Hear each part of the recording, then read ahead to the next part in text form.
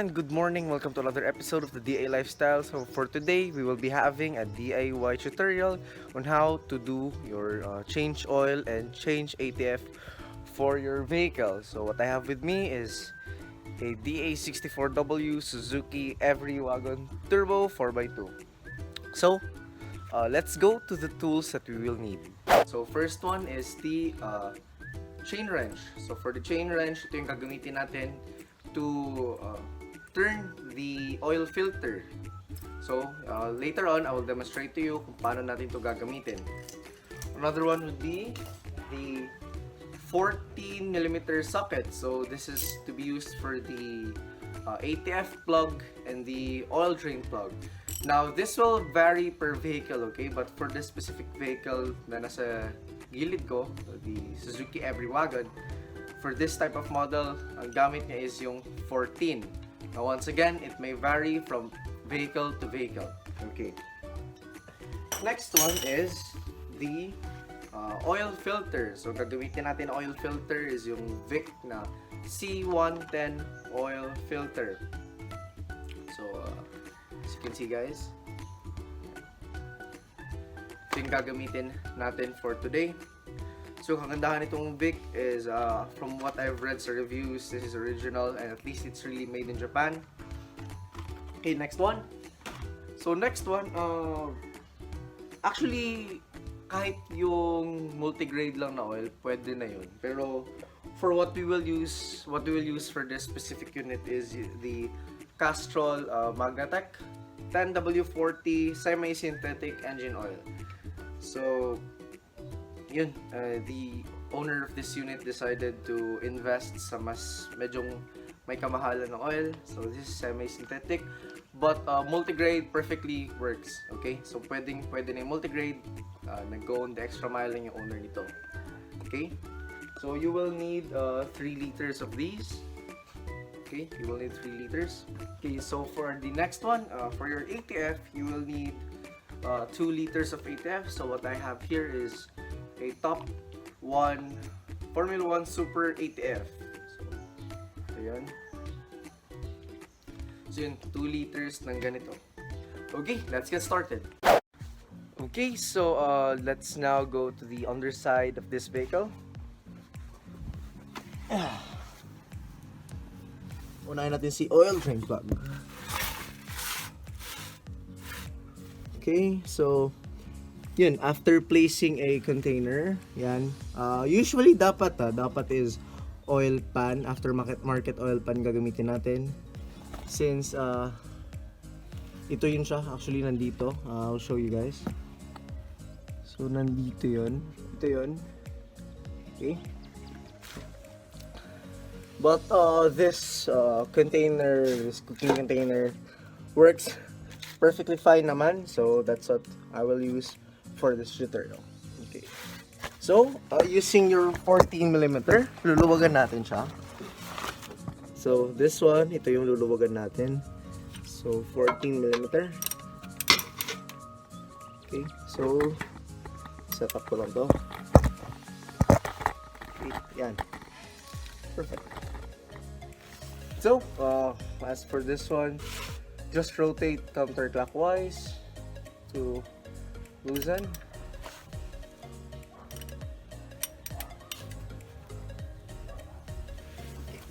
Medyo normally may katigasan talaga siya.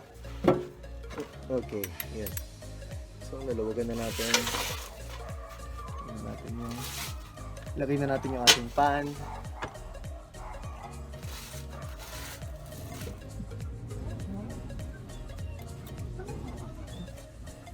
Okay, so while nagdi-drip yan, it's important for us na set aside muna to. So we'll put it aside.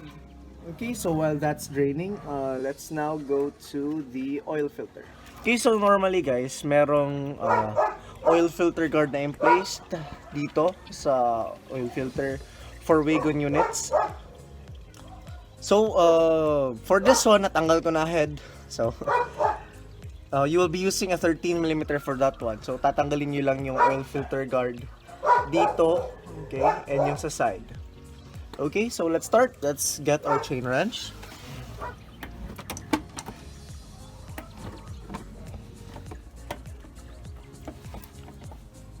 Okay.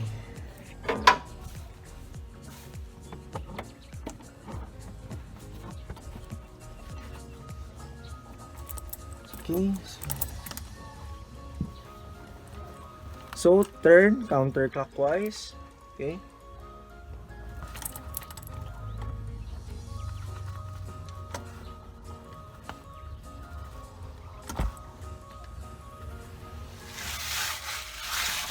Okay. Let's drain it. Okay.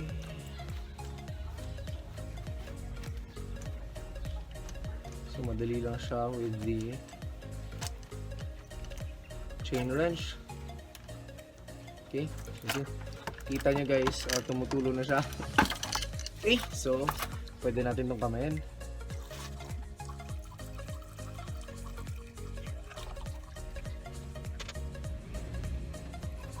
Okay, so now we're back. Okay. So, now that we have removed the oil filter, we already drained the oil. Let's now put back the plug. Okay. Okay, so pwedeng basahan, pero what I normally use is strip of newspaper. Nasa lang natin yung mga residue.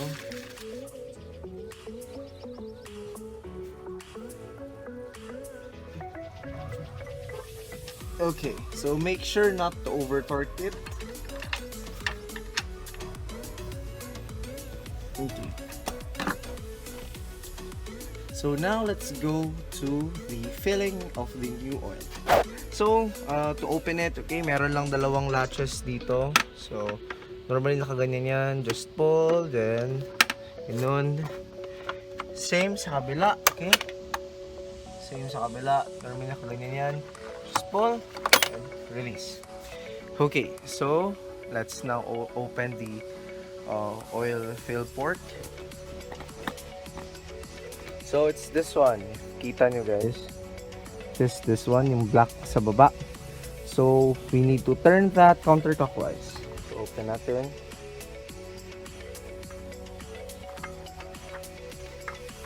Okay, so let's take it out.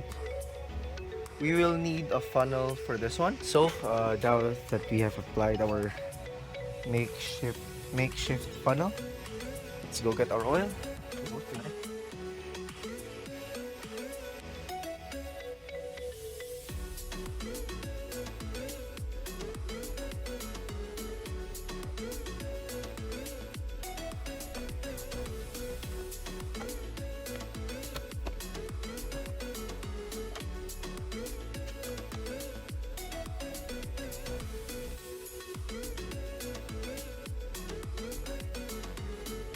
Check the oil level. Okay, a bit more. Okay, so now na nalagyan na natin ng oil. Okay, let's take this makeshift funnel out. Close it. Okay. So, check na natin yung oil level. Okay, so let's take the dipstick out. Okay.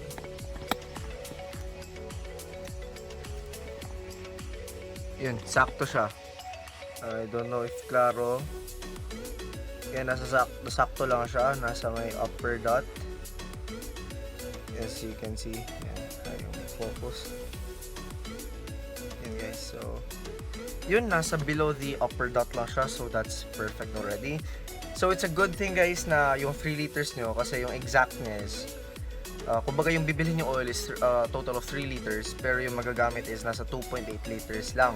So be sure na sa pag-refill nyo na last na 1 liter is from time to time, balik mo na kayo sa kabila, check nyo. Kaya kung napansin nyo kanina guys sa video, while nag-fill ako, nawala ako. So I checked the oil level. So kung sakto na. So yung around 200 ml na matitira sa oil nyo. So you can use that for filling. Mga ganun. Okay, so now let's go to the ATF. Okay, so now that we've filled up the vehicle with new oil, it's time to change the automatic transmission fluid of the car. Okay, let's go back inside. Okay, may kalayuan nga lang siya. So yun, ito na yung kita guys. Yun yung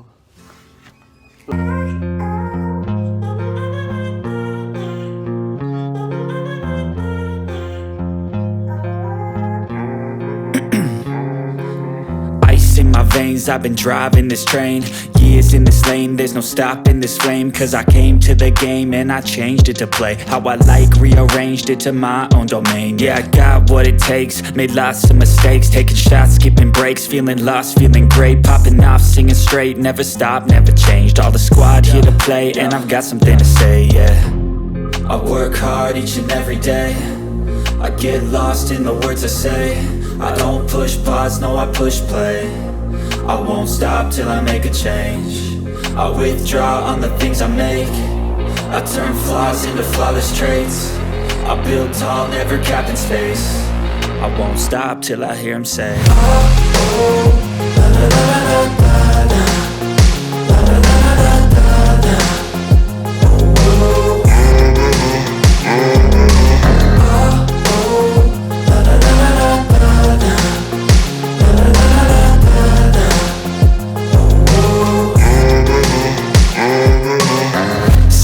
And I'm up again. I got tired eyes, need a cup of blend. That's right, in the AM, that's my only friend. No light, just the sun coming up on the horizon. I lose track of time, yeah, I move fast and climb a new class divine, yeah, true passion shines. And I'm through passing time, I choose stacking dimes. You snooze half the time while I move passing by.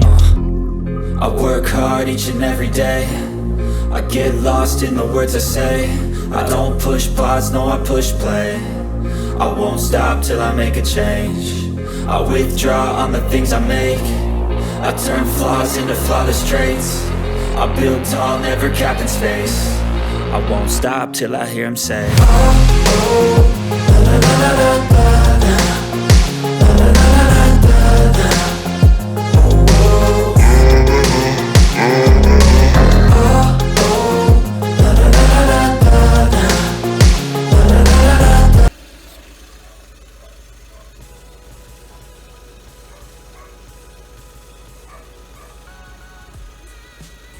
okay, if you can see guys, hindi ganong klaro. Pero sakto siya dun sa taas na part ng stick. Okay, ito yan. Yan, sakto lang siya sa taas na part ng stick. Okay? Okay, so now we're done with both the change oil and the ATF, we will do our test drive later. Okay, so time for our test drive. Test natin yung driving characteristics ng sasakyan. So, doon natin i-test paglabas natin ng subdivision.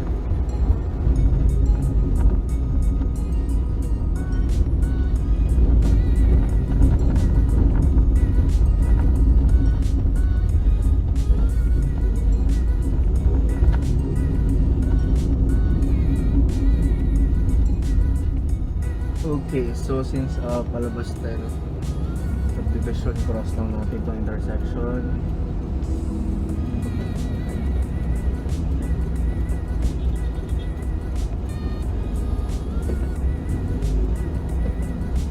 Okay, so push natin to 60. Okay, good acceleration.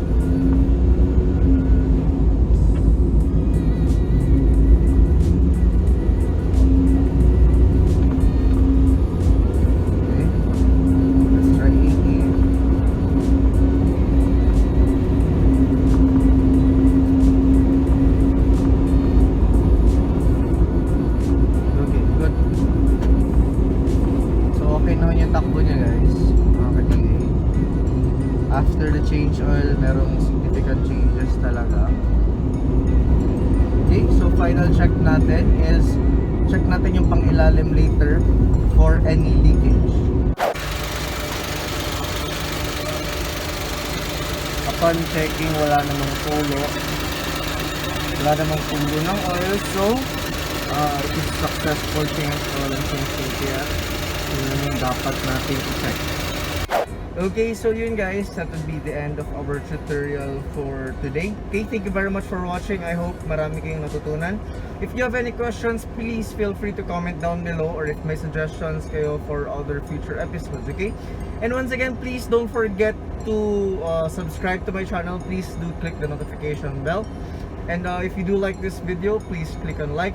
Okay, so that's all for today. Thank you very much for watching. See you in the next episode, everyone.